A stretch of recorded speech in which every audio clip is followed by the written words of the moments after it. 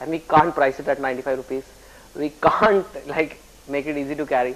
So I just thought, let me write a story about this boy who makes 3 mistakes.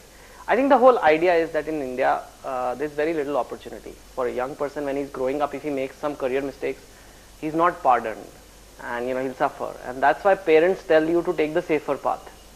Whereas this story is about business and entrepreneurship, about somebody who's passionate about opening his own business, which all of us dream about at some stage. Let's talk now a bit about you coming from an IIT and IIM background to what you do today. It's an interesting journey, isn't it? Because you wouldn't think that somebody with a background of the IIT and IIM would finally land up as a very popular author. The kind of circles I was in, engineers or MBAs, nobody told me to do this, nobody guided me, and it still is. So I didn't know, like now I can still take the whole critical stuff very lightly, and I find it a lot of fun, and I actually think critics are status symbols. But in the beginning, I didn't know how to handle it. I was like, why are they judging me so much? Is there anything that you carry forward from your education at the IIT and the IIM, and especially the IIT, that you use even today and that you think is relevant? I think I'm able to analyze quite well. So the whole story is a very complex matter, 300 pages. You have to make sure, especially if you're writing something very gripping, you have to make sure page 57 and page 170 are linked. I think my mind is able to do that. To the IIT life, and then to call centers, and now fundamentalism. In some ways, are you tracing the trajectory of how India is changing? Yeah, I think I'm like I said, I'm holding a mirror to society, but at an interesting angle, which is being missed out, obviously. And it really happened like this. When I wrote the IIT book, people gave a youth writer tag, which I liked. But I didn't think I deserved, because IITs are very elitist. So I wrote a book on call centers.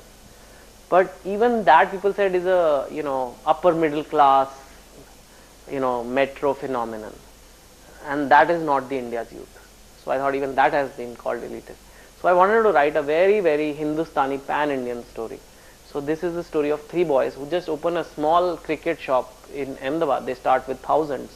And I think so that is how it all started. Of course, your new book is about something that you haven't tackled before, fundamentalism. As a Hindu and as a writer, how troubled are you with fundamentalism or about fundamentalism? I was very troubled because I lived in Ahmedabad and I had a lot of fun. I was in IIM and it was like college for me. And there's no alcohol though? There's no alcohol. There are ways to get it. It is mentioned in the book also. But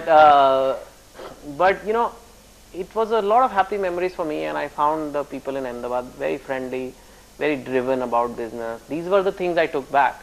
But then suddenly Ahmedabad was in the news for wrong reasons. I mean Gujarat itself, but Ahmedabad is the biggest city there. So it just kind of disturbed me that why people who are living there are with this thing about Gujarat and stuff like that. So I thought, while there has been a lot of stuff written about Gujarat, right, it has always focused on the actual mechanisms of the riots, or it has never really captured life of Ahmedabad people.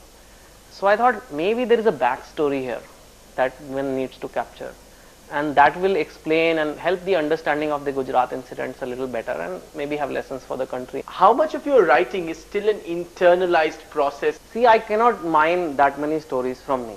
There is only so many interesting stories inside. When you were growing up, did you have an interesting life? I think so. I think it was very eventful, and there were a lot of childhood experiences which were, both very good and very bad, and I think that has helped me realize, if you see, every character in every story has a disturbed childhood. So there is. You have a disturbed childhood? I think I would call it that. Why now. Why do you think you have a disturbed childhood?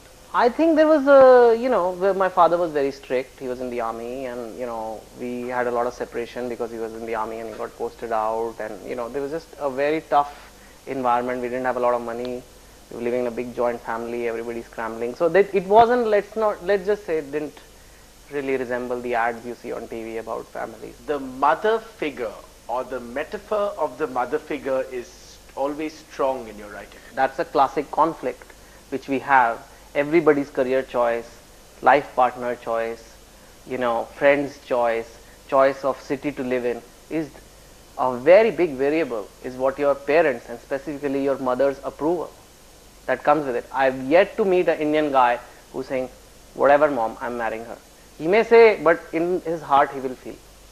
Even if he's whatever old, that's not there in the Western culture.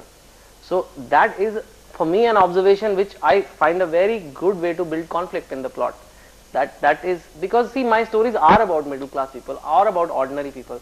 So I have to find conflicts from their life. So you write emphatically about mothers, and the overall opinion is that you write really badly about sex. I disagree. I have been told that I'm actually one of the better writers about sex, if you want to ask, because I keep a low key.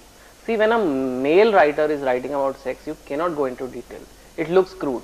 But if a really attractive author is writing, whose female is writing about sex, it looks, erotica, and it becomes art. But are you shy about writing about sex? No, I'm not shy. But actually, you're uncomfortable about writing about sex to a degree. No, I'm not uncomfortable, but my readers are uncomfortable. I still get mails from people. I think you should tone down the sex. I've interviewed Suraj Barjatia also.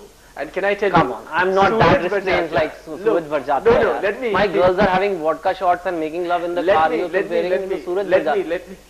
me continue. I've interviewed. In Viva, they don't even email each other, yaar. What are you saying? Anyway, keep going. Sorry. But no, I was going to say I have interviewed Suraj Barjatia and I've read a lot of interviews with Ekta Kapoor. It seems to me that the kind of middle class life that they talk about, you are doing in writing what they do. Yeah, but I push the envelope. I never do regressive stuff. I push the envelope every time. I show a middle class girl can drink, can have sex before marriage, and still be lovable right till the end. And she's not a slut. And your new book is about religion and cricket, and there's a cricket analogy that you use about yourself in writing, isn't it? And what is it? No, I mean, it's just something I said that I'm like the 2020 of Indian literature. And I think it's a fair kind of comparison because more exciting and more fun and, faster to read and everything. We'll take a break at this point. We'll come back and talk about how Chetan Bhagat now knows Salman Khan and now he might go to the movies.